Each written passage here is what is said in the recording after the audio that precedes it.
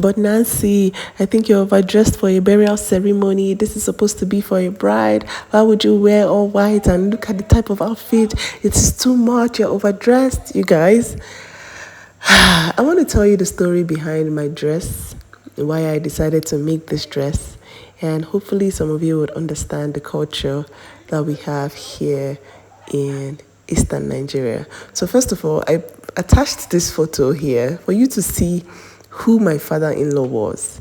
He was a glamorous fashionista.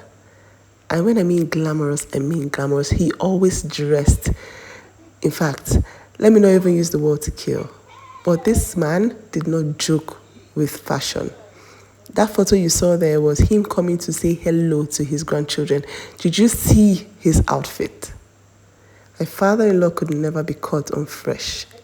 He was always dressed, ready to meet the president, ready to meet a king, ready for anything. Even if you met him at 8 o'clock in the morning, he was cleaned up, well dressed. Like, we would have arguments, practically have full-blown arguments about what my husband wore to the warehouse or what he wore to offload the container. He would practically call me on the phone and say, "Go there, how you go there? Allow your husband, they wear knicker outside." And that means, why would you allow your husband to go to work in shorts? He used to be worried about the way myself and Brooke would dress.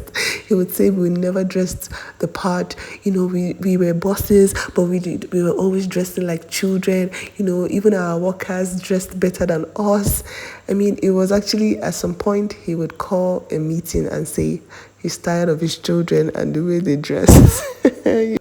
I can laugh about it now, but man, at the time it wasn't even funny because I was like, man, am I going to ever be able to keep up with this man and his fashion sense? You guys, maybe like 5 years into our marriage, I understood him better because I realized that, in Nigeria, when you are dressed properly, like when you are dressed really well and you encounter issues outside, let's say you're stopped by the police officers or anything happens, when they see that you are dressed perfectly, they actually talk to you with respect. And I learned that from him over the years, and I started paying attention to what I wore. And yeah, he would find beautiful outfits on Facebook. He would screenshot them and send it to my WhatsApp and say, "Ugodie, you need to make this dress." And this dress, he was actually the person that sent it to me. A bride wore something like this fabric. And my father-in-law took a screenshot of this fabric and sent it to me. And he told me, "Ugodie, you go sew these clothes for me very soon. When they collect your chieftaincy title, you go sew these clothes." And he just said it and said, "You go sew these clothes for me."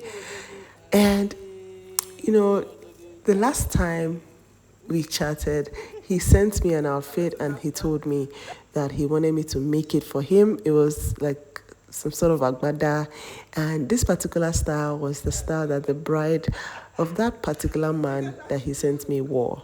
Although this wasn't the fabric, he had sent me the fabric before, but this particular style was what the bride wore. And he said he liked the agbada. He wanted me to, send it to my tailor to make it for him. I was like, okay, no problem. As soon as you're out of the ICU, I got you. I'm going to make it for you. He was like, yay, thank you. And you guys, he never made it out of the ICU. But I never forgot the fabric that he told me, "Ugodie, you go sew this for your coronation when your husband is taking a title."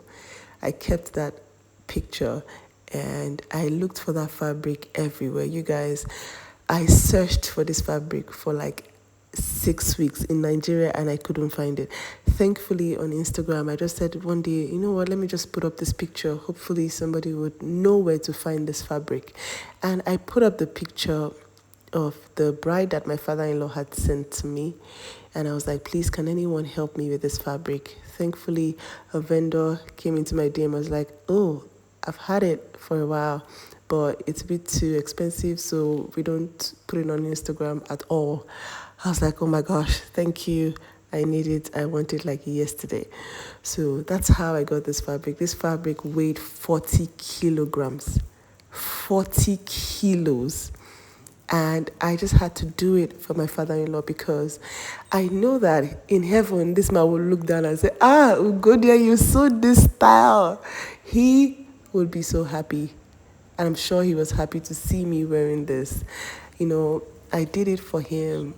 This fabric is not an easy fabric to wear. You guys, 40 kilograms is what I put on this day. And a lot of you might think, oh, yes, I'm overdressed, but I dressed to take my father-in-law home. And this is what he always wanted. He wanted children that dressed well. And I hope to God that I'm able to live up to that legacy. He taught me how to dress well. And from now on, I promised, in fact, I promised him when he was on his dying bed that I would do better, I would dress better. But right now, I'm taking it seriously. And yes, that is why I made this outfit, because my father-in-law sent it to me on his sickbed. He told me, you're going to sew this for your husband's coronation. Let's go.